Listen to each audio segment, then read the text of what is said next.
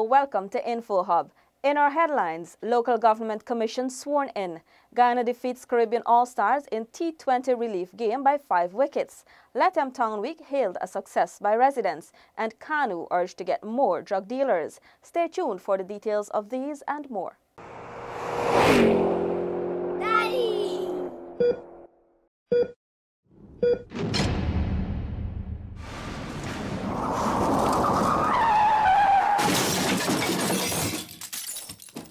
And now for the details. 8 persons appointed to serve on the Local Government Commission took their oaths of office. Here is Renata LaFleur. All of the members minus 1 were appointed by the President following his deliberation and through consultation with the leader of the opposition. The head of state explained that it signifies the administration's commitment to good governance and will lead to the recognition and re-establishment of institutions essential to protect Guyanese constitutional rights. The Local Government Commission, therefore, can provide for the autonomy of local democratic organs in accordance with the Constitution. It will prevent the unlawful executive and political intrusion into the work of local government organs. And it will promote greater efficiency and effectiveness in the delivery of public services to citizens and their communities. Minister of Communities Ronald Bulkan said the team is made up of experienced and distinguished persons who will oversee all local government matters and will be responsible for both regulation and staffing in keeping with the legislation. Ministry stands ready to support in every practical way the smooth functioning of the Commission. At this moment, the Commission will operate office facilities will be provided by the Ministry at the level of the boardroom of the Ministry of Communities. Will provide also staffing and secretarial support. Bartica Mayor Gifford Marshall said the Local Government Commission will enhance local democracy in Guyana. And we look forward to a more effective and efficient system where local democracy is concerned. We also believe that it's a major boost to local democracy, and we also believe that our local democratic organs will be even more strengthened. And by this, the communities of itself will be strengthened. The members of the Local Government Commission include Joan Romasindo, Mortimer Mingo, Clement Curlett, Carl Suba, Norman Whitaker, Clinton Collymore, Andrew Garnett, and Marlon Williams. Renata LaFleur for InfoHub.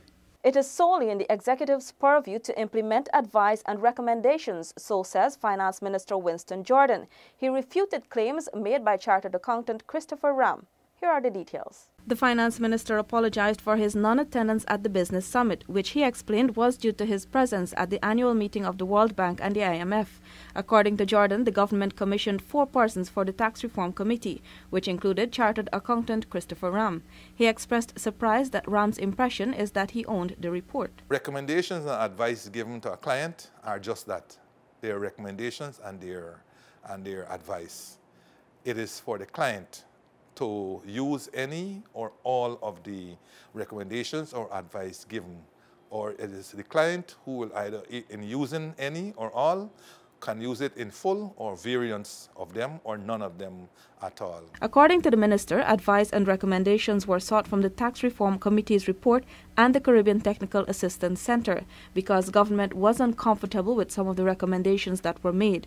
He expressed his belief that they were not fully studied. I remember the Tax Reform Committee report, for example, has we should tax pensions. Now, where in Guyana will that be socially implementable? I mean, taxing private education causes a furor. Can you imagine what taxing pensions will cause in Guyana? So we refused to do it. You know, it wasn't socially feasible. In responding to the claim that the Tax Reform Committee report never said to tax water or electricity, he quoted from both reports where this was recommended. So here you have 2 recommendations, both of which saying tax water and electricity. But then one of the authors of the report is alleged to have said no such recommendation was made. But, you know, I'm not here to refute or any such thing. I am indicating to you that we have 2 reports with varying recommendations, and it is the executive that had to make the call, and the executive made the call. The finance minister stated that RAM has incorrectly given the impression that all of the recommendations are meant to be implemented immediately, when it is actually for the executive to decide when the recommendations will be implemented. The finance minister reiterated that at this stage, no new taxes will be implemented. The Commonwealth Games Association, in collaboration with the Guyana Cricket Board, on Sunday hosted a charity cricket match between Caribbean All-Stars and the Guyana All-Stars at the Guyana National Stadium. Crystal Stahl has the details. During an interview with Prime Minister Moses Nagamutu, he explained that the initiative aims to aid carrying countries affected by the hurricanes and other disasters. He also disclosed that the charity game will be an ongoing feature in the future. I was assured by the president of the Commonwealth Games Association that they are going to include, they were happy that I made the suggestion, and that they're going to include this as part of their platform worldwide to ensure that charity games are held, and that the efforts and the proceeds should not only come to the Caribbean but to any other place in the Commonwealth that would be affected or might be affected by natural calamities. The Prime Minister acknowledged that though it may be some time before the affected countries fully recouped, the charity cause will go a long way to aid in the recovery. It will take a long time to bring back our islands that have been damaged and ravaged back to some state of normalcy. But these efforts are humanitarian efforts. They go a far way to tell the world that when our brothers and sisters are affected by calamities, that we care and we are touched by their hurt and by their loss and the damage that they endure, and that we are here to help. Meanwhile, the Ralph Joseph Charitable Trust at the match's start made a donation of $100,000.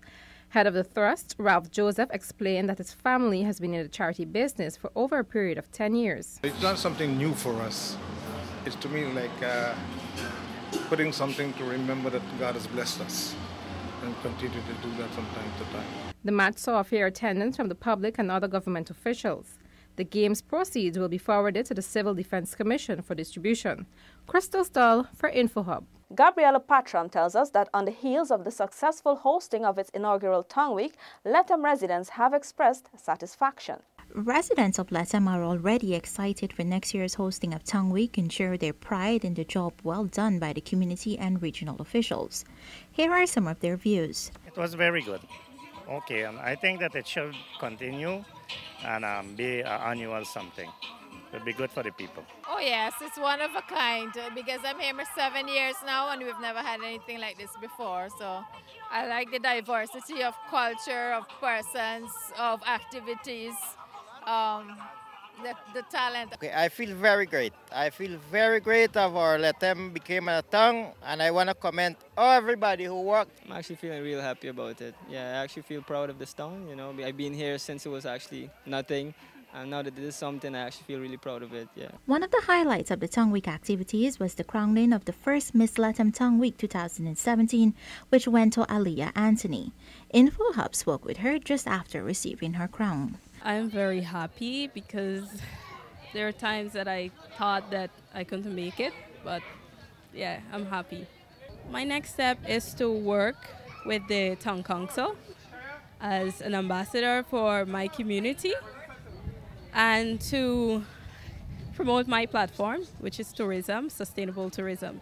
The event commenced on the 15th of October with a number of sporting competitions, including football, cricket, horseback riding, a fitness walk, as well as an interfaith service and concert and an award ceremony.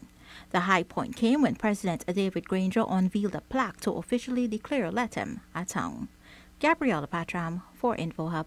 Minister of Public Security Kemraj Ramchitan is calling on officers of the Customs Anti-Narcotics Unit, KANU, to secure more convictions. Paul McAdam has more. Minister Ramchitan said that too often persons who are caught red-handed with narcotics walk free due to the lack of adequate evidence when the case goes to court. He made the remarks at the opening of a narcotics training workshop underway at the Racket Center. Indeed, as I watch the records, there have been very many interdictions and investigations, but sometimes by the time it reaches the court, our record must be improved as regards convictions. And convictions is more or less the epitome, the very top. When you get a conviction as a unit, that is but the pride, that is but a big success that you would all want. And so we have to do better in relation to convictions.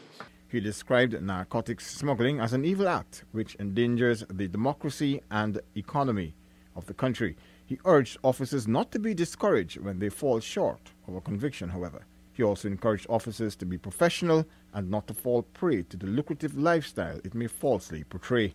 Though you might be unit officers, the money that goes with it, you would want to say, well, why not give it a try? One blink and that is it. I can be successful. No, you must not. It is an extraordinarily dangerous undertaking to the extent that even if you are successful in that little fling, you are going to destroy the lives of so many people. The workshop, which concludes on Friday, will also equip the officers to deal with 21st century crimes as it relates to the smuggling of narcotics. Paul McAdam for InfoHub.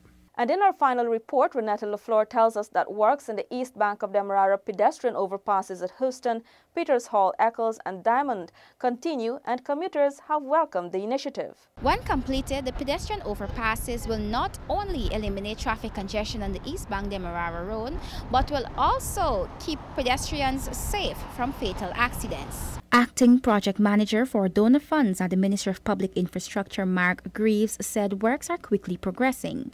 He explained that completed works include provision of all bonds, insurances, guarantees, mobilization, permanent relocation of utilities, and site clearance. Foundation works, including pile driving, pile caps, concrete slabs, fabrication and erection of superstructure, stairways and landings are ongoing, and the revetment at Diamond and the installation of main overpass structure is complete with a canopy at Providence. Some commuters are excited for the new overpasses. Well, I think it's something good they do because it's saving people from crossing over the road for getting knocked down on them because the traffic is busy. So they're going to use there now that they ain't got to wait on no traffic. So they're going to go over there free. Benefit Guyana in a much better way than crossing the road, because crossing the road, you know, is a lot of accidents and stuff, and it's coming very handy for a lot of people. All works will be completed by November. Renetta LaFleur for InfoHub. Veteran broadcaster and television announcer Tommy Rhodes passed away this morning in Brazil at the age of 84. Tommy, as he was fondly remembered, coined the catchphrase, "I am proud to be a Guyanese," when he last served as the evening news anchor and editor on Channel 28, then owned by Anthony Vera, almost a decade ago. Previously, he served as an executive part-time mechanic and the face of Central Garage, Georgetown. With decades of service, born in 1933, Rhodes became a trained agronomist, highlighted by a stint on the Guyana Agricultural Sector Planning Project in the 1980s before moving on to several other jobs. Rhodes moved to Brazil with his wife Bunny to be closer to other family members. The Department of Public Information, on behalf of the government, extends its deepest sympathies to the surviving family members and friends of the late Tommy Rhodes, who was always proud to be a Guyanese. Thanks for watching. Remember to connect with us 24/7 on our website and social media. Goodbye.